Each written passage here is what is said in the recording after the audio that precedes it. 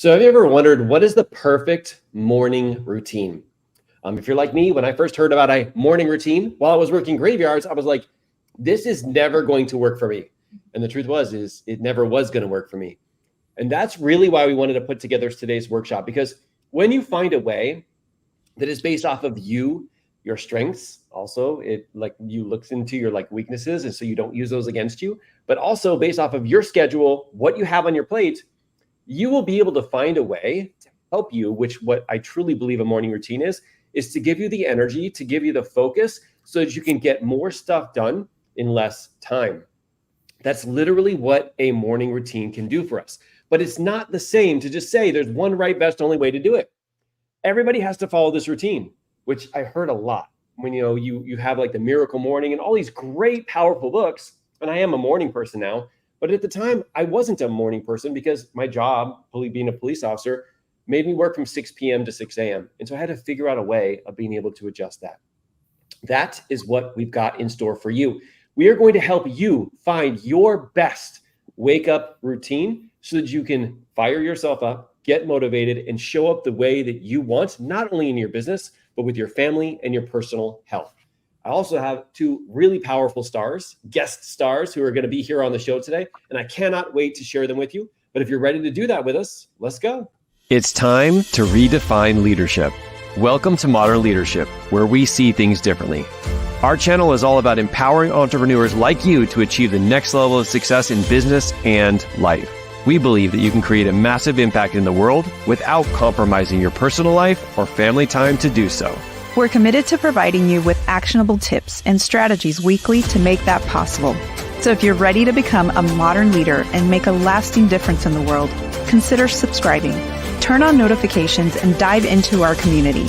We want to thank you for being here because the world needs your leadership now more than ever. Let's go. Good morning, everybody, and welcome back. And here are my guest stars. I feel like we're on Broadway and we get to like pull the curtain back a little bit and show everybody what's going on. So we got Tricia and Tina, two really powerful coaches that we've had so many great opportunities to work with. We brought them here on the channel with us. What I love really about this is not only do they really understand the art of coaching and asking powerful questions, but they all have slightly different morning or wake up routines that I think is really going to be beneficial to you. So guys, welcome to the show. Everybody in the chat, looks like we have a lot of amazing. Nicole's here. Nicole, what is going on, my friend? Welcome to the Inner Circle. We also have Andrea. She actually just signed up and joined the Inner Circle. Great to have you with us, friend. Good morning, Laura. We got Marie with us. Of course, we have Tina, because she's right here. We got Cheryl. We got Steve. Wow, man, so many amazing humans that are going to be here. And we cannot wait to get started. Now, here's the thing. I'm going to intro these two amazing women in a second. However, what I do want to say is, like, when you think about what we're going to talk about here today, the purpose is not for you to copy anybody's routine. The purpose is for you to find yours. So you'll probably find something that Tina does, probably something that Teresa does, probably something that Trisha does, probably something that Mark does, and then combine it and find your way of doing that. That is the purpose of today's call. Our goal is for you to leave with some type of strategy that will allow you to not only tap into your motivation, but bring the energy throughout your entire day. And how you can do that is finding what your strengths are, really like thinking about your weaknesses, and we'll talk about that today, but also thinking about many different ways that this can work and looking for the answer instead of for the reason why this isn't going to work, right? So that being said, I'd like to intro our two amazing guests here. So Trisha, we'll start off with you. You want to share a little bit about your family, a little bit about yourself, and maybe what you do in your coaching business. Yes, thank you very much for having me here. First off, I'm Tricia McChesney. I'm a wife, mother of, and stepmother of 4 daughters, 17 to 27. So I'm on the later end of this. So, you know, my morning routine doesn't have little kids involved, it was different back then. My day job, I work in finance at a corporation. My passion, my purpose is my life coaching business. Is Revive Your Fire coaching. I work with a business partner. We do group coaching, and I also do one-on-one life coaching with my clients. So it's just about how to make their life simpler, how to overcome the obstacles they have so that they can reach their goals, their dreams, and their desires in life with some joy. I love it. I love it. And you're so great at it. Okay, Tina, let's pass it over to you. So you want to tell us a little bit about you, your family, and a little bit about your business. What do you do? Hello, my name is Tina Delgado, and just like Trisha, my kids are grown. So my kids are 24 and 18. I don't have littles to battle with anymore. And I would say by day I'm a teacher, but it's actually overnight that I'm a teacher. I teach kids in Asia and Europe and all over the world. I teach English. And then during the day, I am a life coach as well. And I work with one-on-one clients, and I do group coaching to help people specifically with building healthy habits and consistency and overcoming limiting beliefs around that. One of them being, I could never do what you do. And I don't ask people to do what I do. It would be crazy. I hear you. I hear you here. I know we were talking just before we came on, and you were talking about how you wake up usually like at 10 o'clock at night, right? That's the start of your morning routine, right? And I'm definitely curious to really go through everybody's routine real quick and get an idea of like what it looks like. But like we said, like everybody's doesn't look the same, but we can definitely use some different ideas and strategies to level it up, right? So, oh, and also we have my beautiful co-host here. How you doing? Yeah, Did I even say hi to you yet on the video? I'm sorry. I apologize. Can you tell me your name and your family and a little bit about yourself? All right, so let's get into this. Really like to hit it up first by giving people a little bit of an overview of like what everybody's morning routine looks like. So maybe you can start. If you gave us like let's say a 1 minute, 30-second breakdown of what your morning routine looks like, what comes up for you? Yeah, I think if I had to sum it up, Mhm. it's really a lot of me time, focusing on my personal growth, focusing on my goals, and then also just being really intentional about specific things when it comes to work. Because I really kind of cherish that morning time where everybody else is asleep, don't have interruptions, I'm not really getting messages. So it's kind of like that time for me to just kind of be intentional with something that I want to accomplish.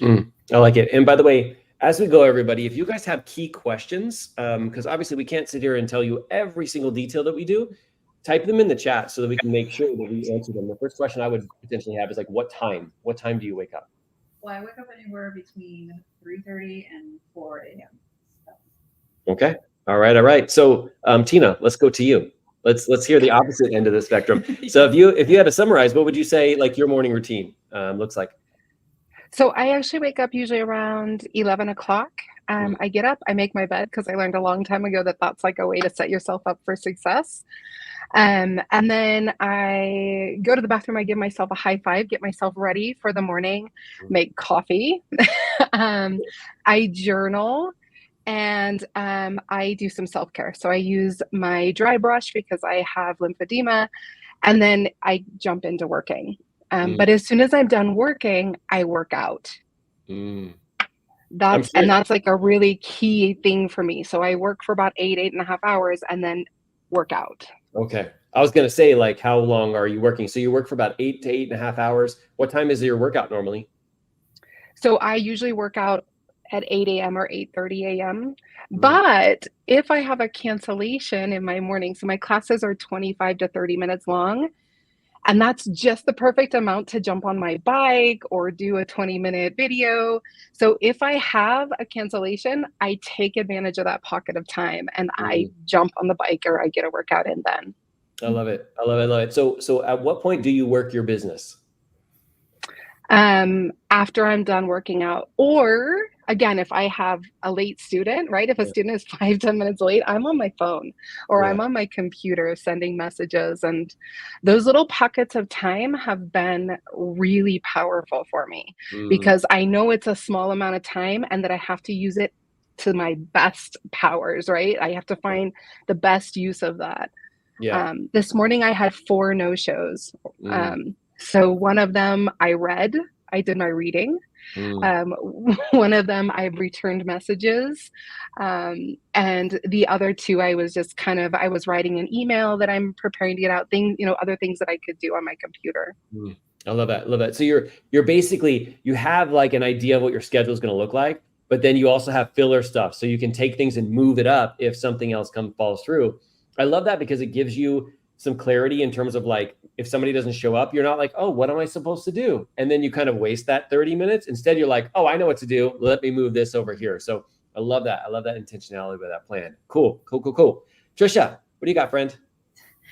I'm I like to be in both a morning and a night person. And I had to really figure this out when I started the whole morning routine, because it was something that was not very, I didn't want to do it. But now it is a solid 2 hour, 15-minute block of just no interruptions, just myself. It's 3:45 to 4 a.m. My first hour is just me. It's whatever personal development, or like currently I'm working on a nutrition certification. So I block off time for my study time that's uninterrupted, my meditation and affirmations. And then I have just a small block in there also for clients and any of my group coaching that I go in, and they get the first high energy portion of me during the day. And then the second hour is just me with my workouts, and then posting stories, because I love to start my morning by sharing the sunshine with the world. Just my energy when I get done with that, whatever my kind of thought or maybe meditation was, just some little piece of positivity to share with the world. So it's done in 2 blocks. So you said the first block is about 2.5 hours. What's the second block? No. First hour is about an hour each block. So I got 2 hours. Okay. 1 hour blocks, my personal stuff that I want to get done, plus a little bit of client work. And then my fitness comes next, because that's a non-negotiable for me. It doesn't really even have to be part of a routine anymore. It's just something I do, but I know that I won't do it at the end of the workday. So it has to go in there. So those are my 2 blocks in the morning. I like it. And I'm curious from you guys, do you have any times where, like, let's say business happens on the weekends? Like, is this only like during a normal weekday? Does this kind of like these schedules happen, or do you keep those schedules consistent on the weekend and during the week? I'll go first, I guess. For me, they're weekdays because of my day job, and it can be anywhere from a 9 to 11 hour day, just depending on the day. Like my weekend, I do take like a 3-hour block of planning my week. So everything's planned out. That includes meal plan, social media schedules, things that, the top 3 or 4 things that I got to get done that week. Those are all planned out and set up before my work week starts, because I don't have any extra time in there. And I also use my lunch hours as business time, like what Tina was saying. She's got those 15 to 20 minute blocks of things you can do. If I find time in the day, or the kids are busy, or my husband's going golfing, like those get moved up into the day just to be done sooner. Yeah. But yeah, my weekends are just chunks of 3 and 4 hours that I do stuff, and then I'm done. How about you, Tina? So I teach 7 days a week. So that piece of my day is the same. The only day that's a little bit different is Sundays for me. But yeah, 6 days a week are identical. That 7th day, usually I still get a workout done as soon as I'm done teaching or in a cancellation. And then I prioritize rest on Sundays. That makes sense. I know you're kind of talking about this offline. You keep the same schedule like all the time, right? So it's always like 11 p.m. Is when you wake up, and then you go to bed around what time? It kind of depends, but usually around 4 p.m. Okay. All right. Wow. We almost go to bed at the same time. All right, how about you? Yeah. So for me, so I do have that block of time in the morning, but then later on I schedule some time, for work, and it depends, because sometimes I have sessions or meetings and things like that. So it does get shuffled around, but it's very similar to Tina and Trisha. It's like technically 7 days a week, but Sunday is different because I don't have any scheduled sessions or anything like that. That's really about planning and, getting things prepared for the week, which has helped a lot. And I mean, I do that even within the days. Like at the beginning of the day, I have like a portion of that time to plan out my day. Even though I've done that on Sunday, it's like I go into the details of it because it just helps my brain. That makes sense. Okay. I'd like to share with you guys like some of the things that I've done when it comes to routine. And saying it's a routine is kind of funny, just because it was just always constantly changing. When it was, me working full-time as a police sergeant, like they could take you from what's called morning watch, which is 6 p.m. to 6 a.m. to immediately go to day watch, which is 6 a.m. to 6 p.m., which could then flip you to like, having to worry about court and all that kind of stuff. So my routine was basically different all the time, depending on what I was kind of going through, as well as the positions that I was in. Because you guys were kind of talking about this, like sometimes you would have blocks at work. Well, there was times like when I was on the street, for example, I didn't have any blocks of time. And so there was days I actually couldn't work my business at all. And then there was days where I actually made a transition in the department to get a position that was off the streets, which I hated because I loved being on the streets and helping support the officers out there. But I did that because it would be able to grant me more time and a more consistent schedule. So I had to do some things to make some adjustments, right? But pretty much the way that it flowed was different depending on if it was a work day or a non-work day. Work day, back then, I was waking up at 2 a.m. Because I had to get to work at 5 a.m.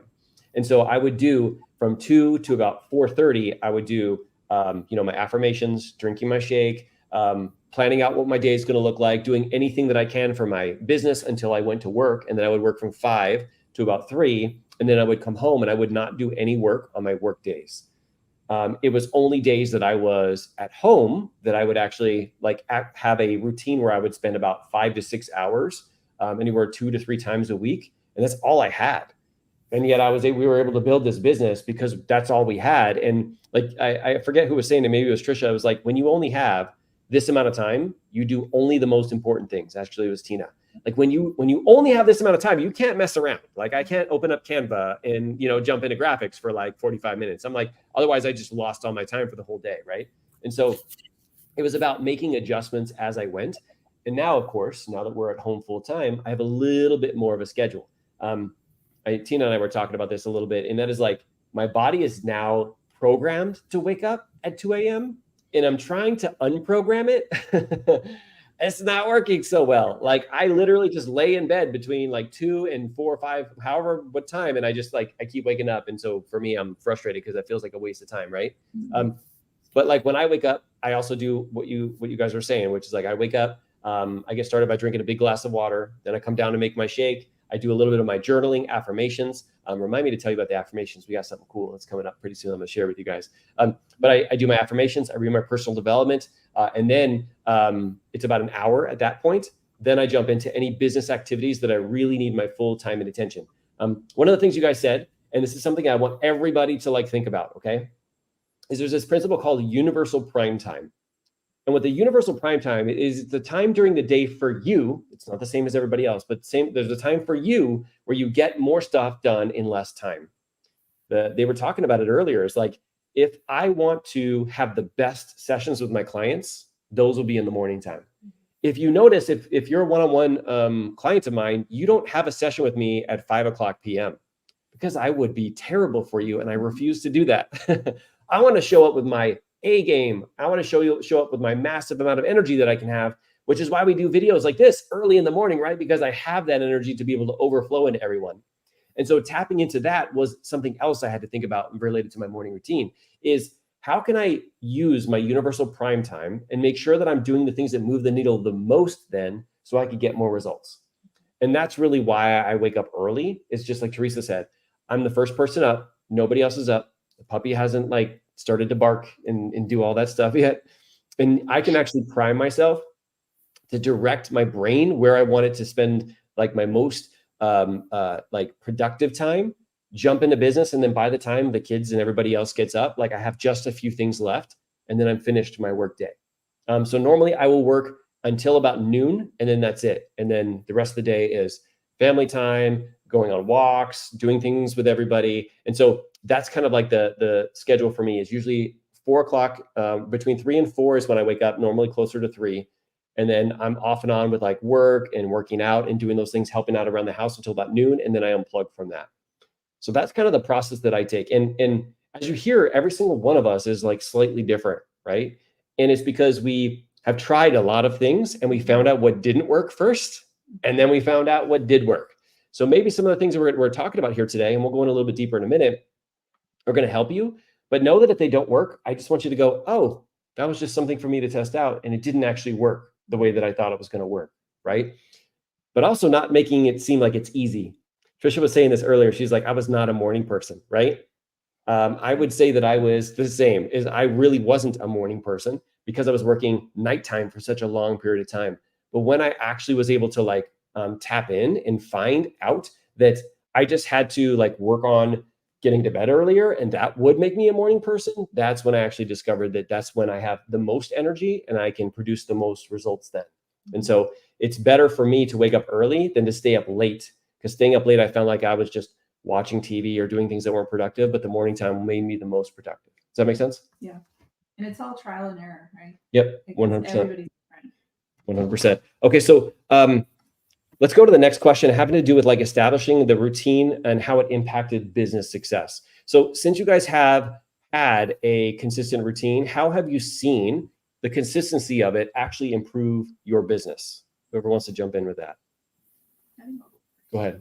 Yeah, I think it's two-pronged. So one is actually modeling the behavior. So if I have clients who struggle with consistency sometimes. So as I progressed and as I found like my morning routine and my schedule that really worked for me, and I stayed consistent with it, now I'm able to really bring on this skill to my clients and really show them like whatever they want to do, whatever they want to be consistent with, like they can do it too. So that was one. What was the question again? Hold on. How having a morning routine has actually impacted your business? So yeah, that was one. And I think really it's because the fact that I was focusing on the most important things and really focusing on like that 20% that really moved the needle forward, then I can kind of like get rid of the fluff. So I was zoning in on the things that I found, through trial and error of what was working. Right. And then I can really be the most efficient. I really like struggled with productivity and just being consistent with things. So honing that in and really kind of diving into books and diving into other programs that would really help me with that have really transformed the way that I run my business, but also, how I can really serve people in the best way that I can, because I'm really focusing on the inner work. That makes sense. Okay. How about you two? Anything come up for you when I say that? Like, how has having some type of wake up / routine helped impact your business? I'm a lot like Teresa. I think I'm a model for my clients, right? So people see my stories on Instagram, and the most common message I get is, I could never do what you do. And I said, well, I don't expect you to do what I do, right? And then it just leads into that conversation and that possibility of helping someone find what does work for them. And then, I already mentioned like prioritizing those small pockets of time to get those most important things done, just like Teresa said. I don't have time for fluff. I don't even like Canva, but I don't have time. I get on Canva, I do what I need to do, and I'm off. Yeah. I would never get lost there even if I had the extra time, but I could get lost scrolling Facebook or Instagram. But I mean, when I am on there scrolling to interact, I have a timer set. Or I'm doing it while I'm waiting for a student. So the student becomes my timer, right? Yeah. So I think that's been really helpful. Yeah. That's awesome. Trisha, you got anything? I would say the same too. It has helped me with different clients and being able to focus on what, maybe challenges that they have that I've had and making that more productive. But I think a biggest part for me was just really learning that it doesn't have to be so cookie cutter. Like everybody has something that works for them, but figuring out what you truly want out of that morning and what truly is going to give you joy and purpose in that morning helps you set that up better. And as you become more clear and you continue to work on things, you find that energy balance of things that maybe don't take as much energy that you can do later, but these things have to be done here, and really prioritizing that and not getting in a rut with it. I've found that too many times where I've gone really great with consistency in the morning, and then I kind of get in a rut with it because it doesn't mean that I have to change what I'm doing, but sometimes just shifting the order of what I do just changes the energy and it keeps me moving and in a purposeful direction with my business. Yeah. That last part really connected with me too, because like, for example, a lot of people follow a tracker, right? And they have a tracker and they look through it. By the way, in like, I think 2 or 3 weeks, Teresa and I are going to put together a training for everybody when it comes to like business activities, family activities, how to create a tracker and all that great stuff. Because we notice a lot of people, trackers like overwhelm them. And one of the things that I saw is is like, you know, you have a tracker, which is a list of activities for you to do.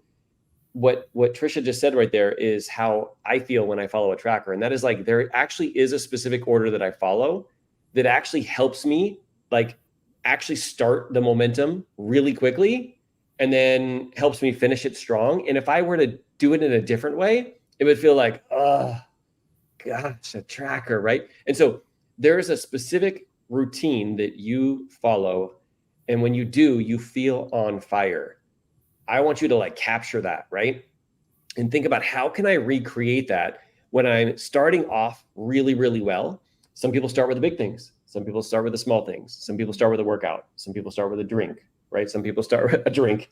I mean, some energized or something related to like a pre-workout or something, right? So it's like everybody, and you might start off with a drink. I don't know. I don't want to be judgy here on this show, right? But you start off with a way and you're like, when I start off like that, I'm on fire.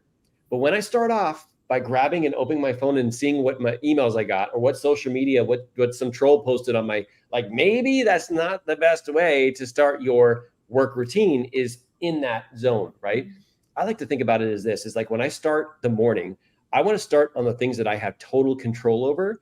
So I know that I'm going to be the one who's going to be injecting the motivation and excitement and energy into myself. If I have to wait for somebody else to see what pops across my newsfeed, oh, hey, I hope my newsfeed on social media today has something positive for me to see. Otherwise, I'm going to feel like trash. I don't want to do that. I want to take the full control, knowing later when I'm already on track that I have no problem like having that stuff come up because it's not a big deal. But when you start off with that, it can definitely have you go down the wrong path, right? So really, really great idea, Trisha. Really, really great idea. Okay, so I want to talk a little bit about, because this channel and our team is all about family-driven entrepreneurs, right? Especially when it comes to like thinking about how we could balance our business, our family, our full-time jobs, all of those kind of things, and thinking about how the morning routine plays into that. So I'm just curious, like when you think about your morning routine, like how does your family play into it? And how does even you having your morning routine, how does it set you up for success for when it is family time? It's me. It's you. So it does set me up for success, basically, because it sets the mood. It sets the tone for the rest of the day. Just like how I think about how like my Sundays really set the tone for the rest of the week, because I feel good about planning and knowing kind of like what's ahead. The same thing every day. It's like what I'm doing and what I'm focusing on really sets the tone for the rest of the day and how I feel. If I, like you said, if I saw something on social media, if that was the first thing that I saw, that could derail me, right? So I'm really, really like particular about what I do in the morning. So that just like really just kind of creates this environment for myself that I can focus on the most important things and really just let that kind of guide me for the day. I love it. I love it. How about you two? Anything come up? Like I said, for me, it was more of a forced morning routine. And I say that in a good way because I was trying to fit things in the evening that when my kids were little and stuff, and they were in activities, it was just hard to do. It would just not get done. And I had to force myself to, and it was weird because I just got up 15 minutes earlier for like a week. And then the next week I'd get 15 minutes earlier until I built a 2-hour morning into my morning. It wasn't something that happened overnight, but to give my family that space and that time when they were young and they needed me more, I did that. And it stuck, even though they don't need me as much, but now, but it was forced, to create that space where I had it interrupted and that I didn't feel like I was taking time away from them. I wasn't, but I felt that way. And that didn't make me feel good. And it made me show up with really bad energy in the space that I was using to try to create a business.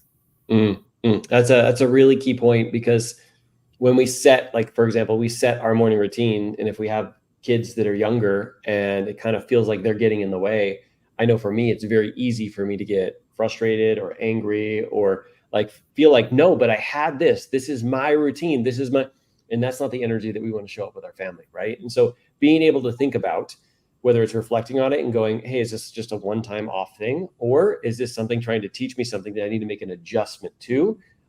is a really powerful question that we as life coaches ask our clients about all the time, right? So instead of looking at it as like, like this got in my way, thinking about, well, was this a one-time thing and it's just going to go back to normal tomorrow? Or do we need to make some adjustments? Is your kid now waking up earlier? Is now, whatever that thing is. Did you get a puppy? Because that changed. I didn't realize how much it was going to change our life. But like, if that's the case, then it's like, hey, how can we make some adjustments here? What are some things we can do? And also, I think it's really important to be on the same page with everybody in your house, right? Because sometimes we can think like just our morning routine should just be shared with us. And I really don't think that's the best way. The best way is to share it with everyone else, get their buy-in, to say like, hey, what do you think I could do better? Like, what do you think, how do you think we can work in synergy, right? Because we're all on the same team, right? We don't want to have like multiple people like on different teams in our family, right? We want to be on the same team because then we can help each other out. And just being able to share that, I think, has been a critical like component to us. But it also gets our kids to see that, hey, like we have a morning routine and it doesn't go always as planned, but we're like here to kind of help each other get through it. Does that make sense? Okay. I want to hit this up. The one final question for everybody here, having to do with like people who are just getting started with maybe starting on their morning routines. So I'd love to hear from each one of you guys, like what is one thing that if somebody is getting started on their morning routine that you think would be, whether it's a strategy or mindset shift or anything, like what do you think is an important thing you like to communicate with them today? To focus on the individual habits. So what I find is that, like you said earlier, like morning routines can feel overwhelming. And if you don't do everything that you set out to do within your morning routine, that you feel like you failed. But what I really learned, for the many years that I've been, doing this routine is that I just focus on the habits. So if I got my workout in for my morning routine, then it's a win. If I just got up and did my journaling because, maybe something happened and I got to sleep late and I prioritize sleep, then that's it. Like it still feels like a win. So I'm just kind of like focusing on the individual habits. And then if I do them all, then awesome. Right. But I don't like beat myself up if it doesn't go like perfectly. I love it. I love it. I love it. Okay. Trisha, what do you got? I kind of like, I love what Teresa said, you have to be okay with maybe sometimes having a plan B. Like, like for me, Wednesday morning, like I was getting up early. I needed to get into work early because I needed to get on the road because I was traveling down to my daughter's house for this holiday weekend. So there was a plan B. There was, those 2 or 3 things that I needed to do to feel good versus my 2-hour block. So I do have, one that's smaller. But one thing that's I've found that in teaching my clients, and this goes into both my one-on-one coaching and group coaching, is I continuously strive for them when they're starting out to make it smaller. If working out is part of what you want to do in a routine, then you start with 10 minutes or 15 minutes. Like you can't start out, figuring in a 45-minute block if you're going from 0. And so whatever those 2 or 3 things, when I, like I said, with my clients, I pick 2 or 3 things, and we're going to do them at 5 and 10 minutes a piece. And you gain that momentum and the feeling of accomplishment. And then you start realizing how important these are to you in building that future that you want. And then it becomes easier to take them from 10 to 15 minutes to a half an hour. I mean, I'll be honest, I love working out for 45 minutes, but at 50, there's no joy in it for me. So I don't want to do it. So, but you realize that you have those boundaries when you work up to something that's your limit. And that's all the more time you want to devote to that right now. And then the energy goes away. So finding those 2 or 3 things, making them very small to start with and build on them. I love it. I love it. And Nicole said the same thing. She's like, start small and build on it. Pick one thing and do that until it sticks, and then add another thing. Right. And then give yourself grace when it doesn't work out. Right. David says, I set my alarm Monday through Friday at 5 a.m. for 6 weeks until my prompt turned into my habit. Yeah. I mean, after time, you'll just realize it just starts to kick in automatically. You don't have to think about it anymore. So I love that. I love it. Love it. Okay, Tina, what do you got? So same thing, right? Starting small, but I also think, we see these miracle mornings and all these things are other people and they have all these things they're doing. And we want to jump in and do all the things, but picking one getting really used to that one thing and then adding another thing. And then maybe, like Trisha said earlier, starting to set your alarm 15 minutes earlier and then 15 minutes earlier the next week. Like making those baby steps instead of trying to go all in, because all in is going to feel overwhelming for anybody. I love it. And the other thing that I've learned is that it doesn't all have to happen in a block, because my schedule just doesn't permit that. So if something gets moved to 9 a.m., is anybody going to die? Probably not, as long as I get it done. Probably not. You're saying there's a chance. Some error. Just leaving room some error. I really like that. I really like that because I think, and this is the main purpose that I wanted to put this together, not just so you can just follow one of our routines, but so you can see there's so many different routines and it's all dependent on us, right? And thinking about like, one of the things I like to ask my clients a lot is like thinking about a time when you felt most on point after you woke up. What were some of the things that you were doing that caused you to have that energy, that motivation, and get up and be able to crush whatever it is that you needed to crush, your workout or whatever? And then they will tell me some of those things. I'm like, that is your morning routine. And they're like, well, it's not like everybody else's. And I'm like, exactly, because we are all wired a little different. We all have different ways that we find our energy and our inspiration and our motivation. And it's just a process of just trying things, right? And going back to a time that maybe you did have it on point and thinking, how could I do it in my life right now, right? Because if you got kids, it's way different than maybe when you were going to college, or maybe different when you were like doing all these things. You were living with multiple people. But there really is a way for you to be able to find how to plug that into your day and do it in a way that actually serves you and doesn't feel like it's like something that's being forced, right? And then if I had like one thing that I would pick is I would make sure that anytime that something comes up, right? Anytime it doesn't go as planned, anytime that it just doesn't feel right, I want you to just reflect on it, and not from a place of like guilt, shame, or humiliation. Like it's from a place of, oh, this thing is trying to teach me something, right? It didn't work out like Teresa's plan did, or this didn't work out like Cheryl's or Nicole's or anybody's plan, right? It's just a matter of, this is a huge science experiment. And if what you didn't work, just keep making adjustments. There's a reason why it didn't work. And we just got to figure out like, what's the next thing for us to try? Any time that we spend on beating ourselves up, or that this doesn't work for us, or this isn't meant for me, anytime we spend there, we're not spending our time and energy creating a different life that we actually can work with, in synergy with, and actually help, us lean into our energy, into our motivation, and show up the way that we want to, right? It doesn't have to look like everybody else's, but as long as we're willing to reflect and evolve and grow, we will find the way that truly works. Because I'm guessing all of you didn't just wake up one day and now all of a sudden this beautiful morning routine was just like put into your lap, right? It took trial and error and failures and adjustments and learning things along the way, right? And that's such an important part of this piece. So that being said, I want to hear from everybody who's here on the call. Based off of what you just heard from all of us, what are you committed to implementing this next week that you're going to see if it's something that fits in with your schedule? So I'd love to hear in the chat, what is something that you are committed to implementing, to trying, to giving a shot?